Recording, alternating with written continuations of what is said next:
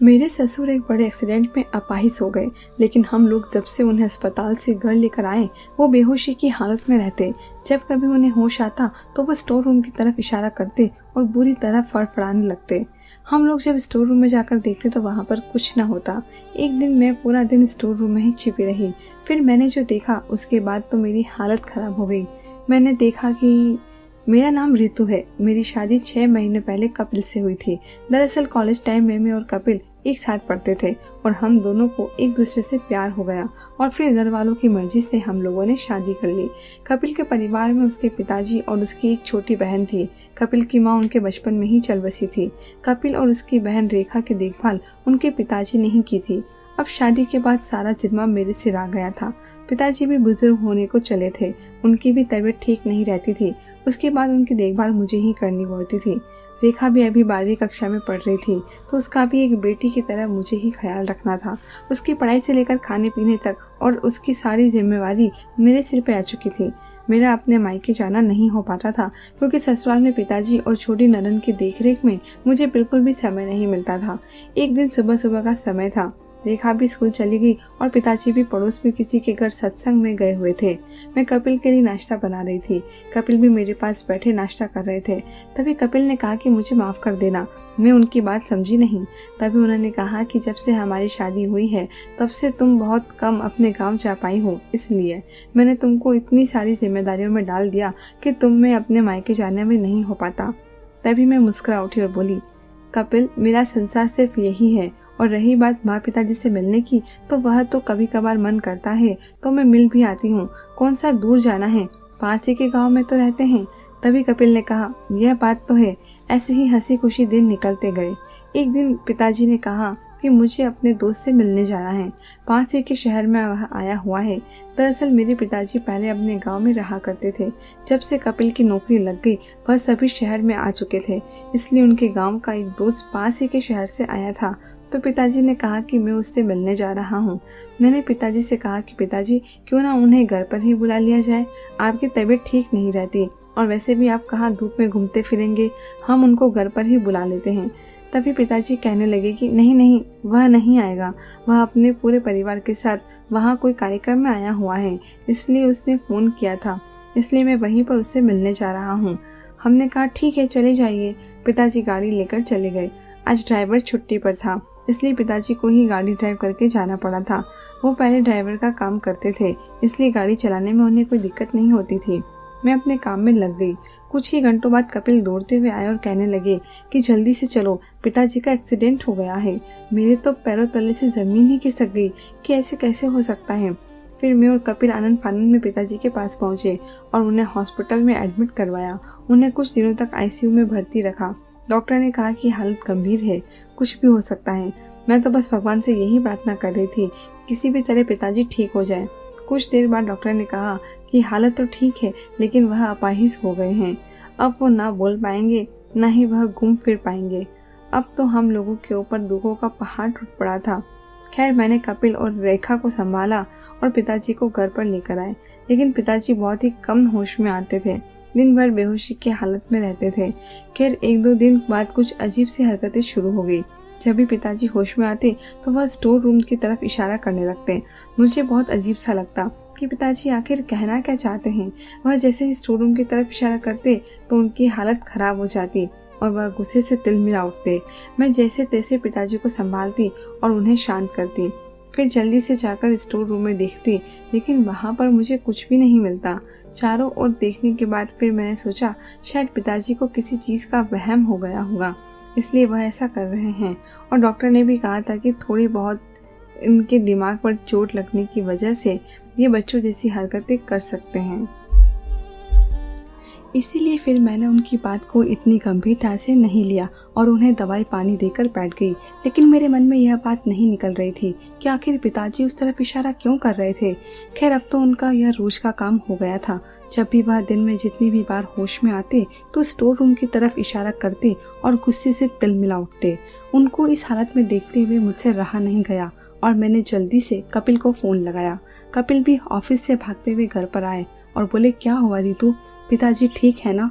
मैंने कहा पिताजी तो ठीक है, लेकिन पता नहीं पिछले 2-3 दिन से वह कुछ अजीब सी हरकतें कर रहे हैं। मैंने कहा कि पिताजी जब भी होश में आते हैं तो स्टोर रूम की तरफ इशारा करते हैं और जैसे इशारा करते हैं वह गुस्से से तिलमिला उठते हैं। उनकी हालत बिल्कुल भी ठीक नहीं रहती। कपिल ने कहा ऐसा कैसे हो सकता है, तुमने स्टोर रूम में जाके देखा? मैंने कहा हाँ, मैं हर रोज स्टोर रूम में जाकर देखती हूँ, लेकिन वहाँ पर कुछ भी नहीं होता। तभी कपिल भी गंभीर सोच में पड़ गए कि आखिर पिताजी को स्टोर रूम में ऐसा क्या दिखाई देता है जिसकी वजह से उनकी हालत ऐसी हो जाती है। हम लोगों ने डॉक्टर के पास पिताजी को लेकर जाना ठीक समझा। डॉक्टर ने कहा कि इनकी हालत अभी ठीक नहीं है, सोचने की शक्ति कमजोर होने की वजह से अक्सर ये ऐसे करते हैं। अब हम लोगों ने इसे पूरी तरह वहम समझ लिया। खैर हम लोग उस बात को भूल गए, लेकिन पिताजी को शायद कुछ राज के बारे में बताना था, इसलिए उन्होंने स्टोर रूम की तरफ इशारा जरा भी बंद नहीं किया। मुझे कुछ भी समझ नहीं आ रहा था। मैं अक्सर दिन में 2 से 3 बार स्टोर रूम में जाकर देख कर आती, लेकिन मुझे वहाँ पर कुछ भी दिखाई नहीं देता। मैंने इस बारे में रेखा से भी बात की तो रेखा ने कहा कि लगता है पिताजी को कुछ बहुत बड़ा वहम हुआ है। खैर मैं और कपिल कमरे में बैठे यूं बात कर रहे थे, तभी कपिल ने कहा कि जिस जगह पिताजी का एक्सीडेंट हुआ था वहाँ पर मेरे दोस्त की दुकान है। मेरा दोस्त कह रहा था कि आसपास किसी भी तरह की भीड़ भाड़ नहीं थी, ना ही ज्यादा ट्रैफिक था। सामने से एक टेम्पो आया और तुम्हारे पिताजी की गाड़ी में ठोक दिया। मुझे तो ऐसा लगता है कि उन्हें जानबूझकर ही ये किया। तभी मैंने कपिल से कहा ऐसा कैसे हो सकता है, भला पिताजी की किसी के साथ क्या दुश्मनी होगी? तभी कपिल कहने लगे कि पिताजी तो इतने अच्छे आदमी थे कि अपने दुश्मन को भी दोस्त बना लेते थे, उनकी दुश्मनी कैसे हो सकती है? एक और बात भी सोचने वाली है रितु, जब हम लोग वहाँ गए थे तो वह टेम्पो वहाँ पर था, लेकिन टेम्पो ड्राइवर नहीं था। हम लोगों ने पिताजी की हालत को नाजुक देखते हुए इस बात को अनदेखा कर लिया और कोई एक्शन नहीं लिया। मुझे भी कपिल की बातों में दम लग रहा था। मैंने कपिल से कहा कि क्यों ना हम पुलिस में रिपोर्ट करवाएं कि आखिर सच में एक्सीडेंट था या किसी ने करवाया है। हम ऐसे ही बातें कर रहे थे, तभी रेखा वहाँ आ जाती है और कहने लगती है कि पिताजी को होश आ गया है, उनके कमरे में कुछ टूटने की आवाज आ रही है। मैं और कपिल भागकर उनके कमरे में गए तो देखा कि पिताजी होश में आए हुए थे और बार बार वही इशारा कर रहे थे। अब तो कपिल को और मुझसे यह वहम नहीं लग रहा था। कपिल ने बहुत ही बारीकी से स्टोर रूम का एक एक सामान बिखेर के देखा और स्टोर रूम के दरवाजे से भी जाकर देखा, लेकिन कुछ नहीं मिला। अब तो हमें समझ नहीं आ रहा था कि आखिर हो क्या रहा है। तभी कपिल ने स्टोर रूम के आगे ताला लगा दिया और सामने एक पर्दा लगा दिया ताकि पिताजी स्टोर रूम की तरफ ना देख पाए। लेकिन पिताजी की इस हरकत में कोई सुधार नहीं आया। एक दिन मैं रसोई घर में काम कर रही थी, तभी मेरे दिमाग में आया कि क्यों ना एक बार स्टोर रूम के अंदर छुपकर बैठकर देखा जाए कि आखिर उसके अंदर होता क्या है, क्योंकि हो सकता है कि पिताजी सच में कुछ कहने की कोशिश कर रहे हैं और हम लोग इसे वहम समझकर अनदेखा कर रहे हैं। मैंने यह बात कपिल को बताई और कपिल से कहा कि हम यह बात घर में किसी को नहीं बताएंगे। पिताजी जब होश में आएंगे तो उन्हें मैं कह दूंगा कि तुम अपने मायके गई हो, इसलिए एक दिन के लिए मैं पिताजी की देखभाल कर लूंगा।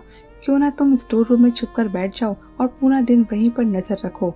अब मैं स्टोर रूम में बने एक कोने में छुपकर बैठ गई और पूरा दिन वहीं पर बैठी रही और कपिल भी उस दिन घर पर ही थे और पिताजी की देखरेख करने लगे।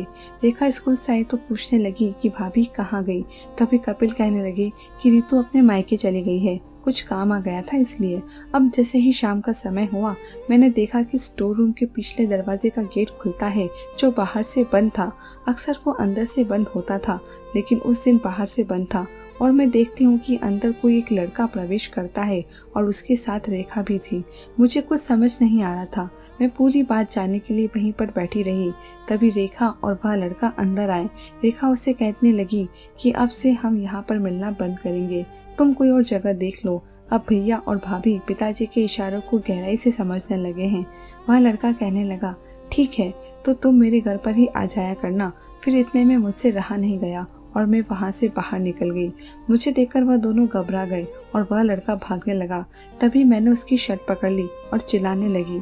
इतने में कपिल भी वहाँ पर आ गए और कपिल ने उस लड़के को पकड़ लिया और जोर से एक तमाचा दे डाला। कपिल ने मुझसे कहा कि क्या हो रहा था यहाँ। तभी रेखा रोने लगी और कहने लगी, भैया मुझे माफ कर दो, यह मेरा बॉयफ्रेंड राहुल है। मैं और राहुल एक दूसरे से बहुत प्यार करते हैं, इसलिए मैं राहुल को मिलने के लिए यहाँ बुलाती थी क्योंकि मैं बाहर नहीं जा सकती थी। मैंने रेखा से कहा कि कभी तुमने इस बारे में बताया नहीं, ना ही मुझे भनक तक लगने दी। तभी वह कहने लगी कि भाभी, जब आप किचन में काम करने लग जाती थी तो मैं राहुल को इस गेट से अंदर लाती और हम लोग कुछ अपना समय बिताते और फिर राहुल को इसी गेट से बाहर निकाल देती। तभी मैंने कहा, तो फिर पिताजी इशारा करते थे, वह किस चीज का था? तभी रेखा कहने लगी कि पिताजी ने एक बार मुझे और राहुल को यहाँ पर देख लिया था। मैं घबरा गई थी कि कहीं पिताजी ने कपिल भैया को सब कुछ बता दिया तो वह तो हमें मार ही डालेंगे, लेकिन पिताजी ने ऐसा कुछ नहीं बताया। इसलिए राहुल ने कहा कि लगता है हम यहाँ पर लोगों पर पूरी नजर रख रहे हैं। इसलिए राहुल ने प्लान बनाया कि क्यों न तुम्हारे पिताजी का एक्सीडेंट करवा दिया जाए, जिससे यह कुछ बोल नहीं पाएंगे और इसी से किसी को पता भी नहीं चलेगा। यह सब सुनकर तो मेरे होश उड़ जा रहे थे। एक बेटी ऐसा कैसे कर सकती है? तभी रेखा कहने लगी कि राहुल ने पिताजी का एक्सीडेंट करवा दिया, जिसमें वह अपाहिज हो गए और उनके बोलने और हलचल करने की क्षमता खत्म हो चुकी थी।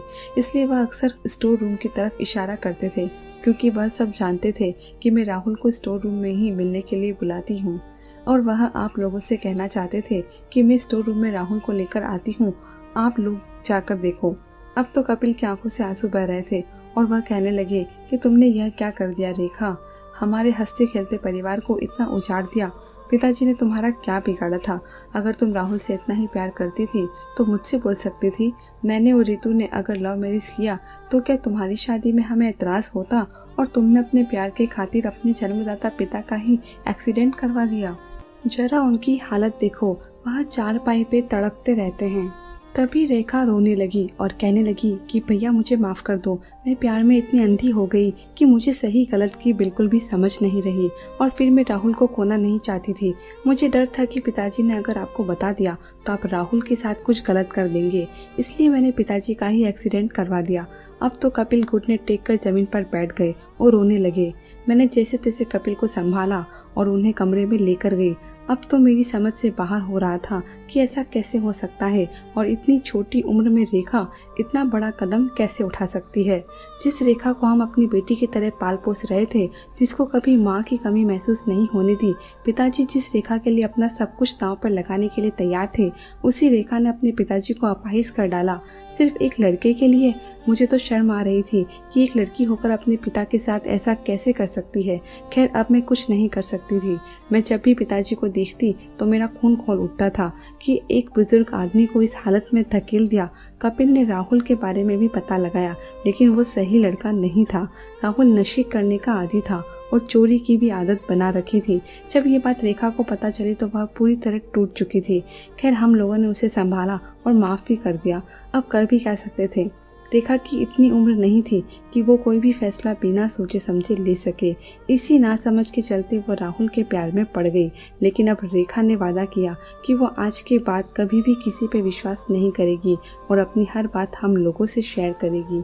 हम लोगों को खुशी हुई कि रेखा अब इन सब से बाहर निकल चुकी है। रेखा की एक गलती पहली और आखिरी थी। जब ये बात हमें लोगों ने पिताजी को बताई तो उनकी आंखों से आंसू आ गए। वो शायद खुशी के आंसू थे। उस दिन के बाद पिताजी ने कभी भी स्टोर रूम की तरफ इशारा नहीं किया। अब धीरे धीरे पिताजी की हालत में भी सुधार होने लगा था। मेरे चेहरे पर मुस्कान आ चुकी थी कि आखिर हमारे घर की खोई हुई खुशियाँ फिर से लौट आई है। धन्यवाद दोस्तों।